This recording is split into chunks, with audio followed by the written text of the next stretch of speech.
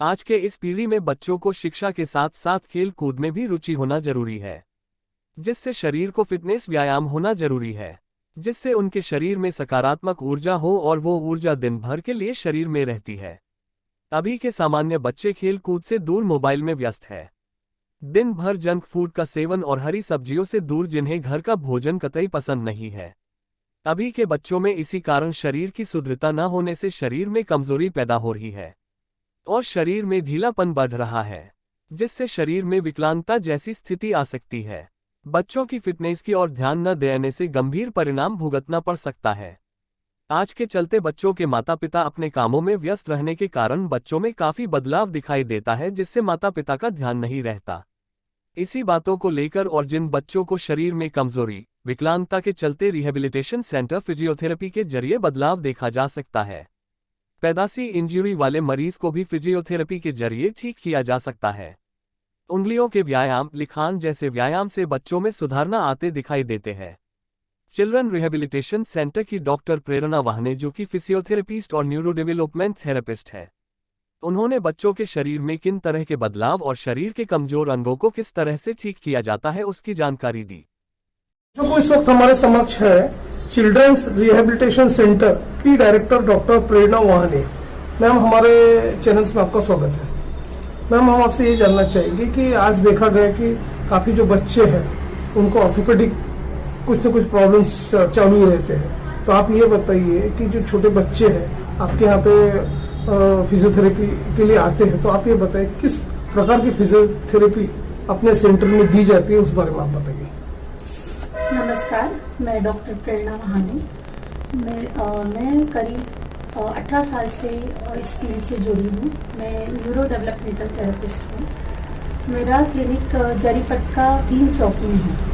मेरे यहाँ पे सुबह 10:30 से 6:30 बजे तक ऑलमोस्ट छोटे बच्चों से लेकर अडल्ट्स जितने बच्चे हैं वो आते हैं।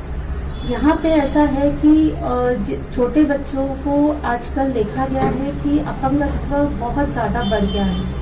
उतना जितने जल्दी उनका डायग्नोज होता है उतने उसके बाद में हमारे पास ऑर्थोपेडिक पीडियाट्रिशियंस भेजते हैं फिजियोथेरेपी के लिए।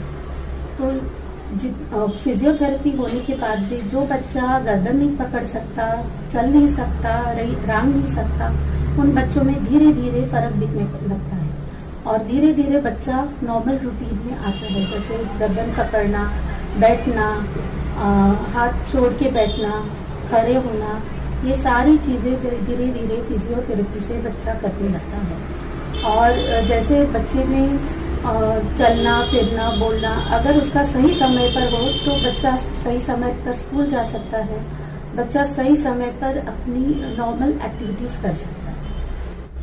अब देखिए, गैजेट्स की बात आए तो बच्चों के आंखों का वीजन बहुत इन 2 सालों में बहुत ज्यादा हमारे पास केसेस ऐसे आ रहे हैं जिनका आंखों से रिलेटेड केसेस ज्यादा है, जैसे कि आंखों में चश्मा बहुत ज्यादा नंबर का लगना, इवन जो आंखों की पुतलियां है जो हिलना, ये भी समस्याएं हमारे पास। उसके लिए एक्सरसाइज करने के लिए पेरेंट्स हमारे पास लेकर आ रहे हैं।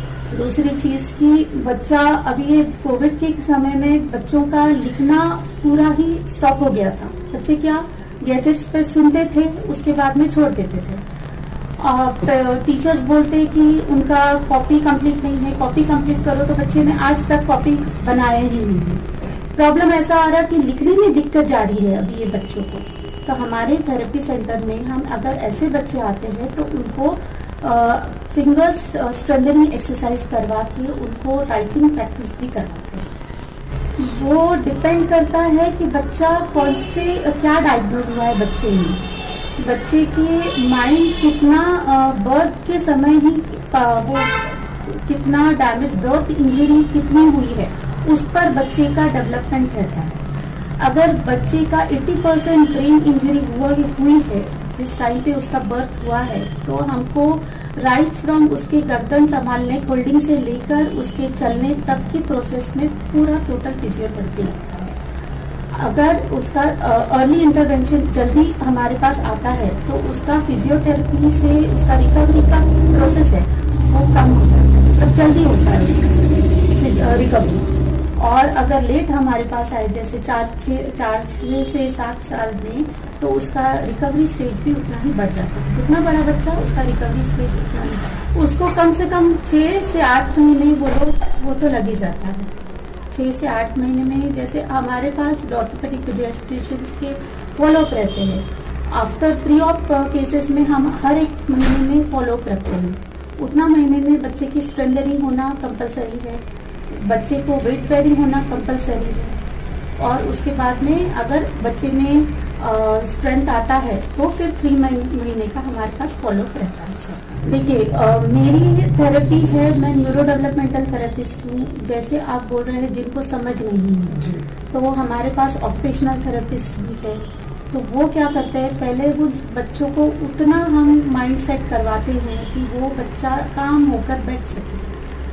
तो वो करवाने के बाद अगर उसको नीड आती है फिजियोथेरेपी की, तो फिर हम फिजियो में लेते हैं।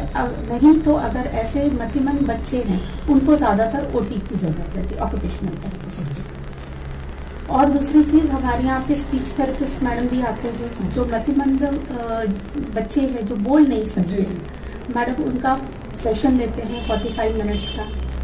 तो इस तरह से पूरा रिहैबिलिटेशन ऐसा पूरे तरीके से हमारे रिहैबिलिटेशन सेंटर के एक बच्चे का जो नीड है उस तरह से हम लोग जो लगता है उस तरह से उसको थेरेपी देते हैं। और हमारा टाइमिंग है 10:30 बजे से 6:30 बजे तक हम लोग सेंटर पर रहते हैं। और जो ड्यूरेशन आप बोल रहे हैं, वो ड्यूरेशन बच्चे को देखकर ही बताता है। ऐसे बच्चा आया, उसमें क्या प्रॉब्लम है, कितना दिन तक उसकी थेरेपी चलेगी, उस पर कितने दिनों में कितना फर्क आएगा, तो ये बच्चे को देखकर ही पता है। देखिए, लाइन ऑफ ट्रीटमेंट तो पहले रहेगा कि जैसे टाइट मसल्स, स्पास्टिक मसल्स है, या फिर हाइपोटोनिक मसल्स है, या फिर बच्चा कौन सा सीपी अटैक्सिक है, डिस्टोनिक है, उस पर डिपेंड है। बच्चे पे किस तरह की डिसेबिलिटी है उस पर डिपेंड है। बच्चा अगर माइल्ड केस में है तो डेफिनेटली उस पर रिकवरी बहुत अर्ली स्टेज में हो जाती है। अगर बच्चे में एडवांस स्टेज, मॉडरेट या एडवांस स्टेज में है, तो उसकी रिकवरी में डिले आएगा, कम से कम 6 से 8 महीने लग जाएंगे।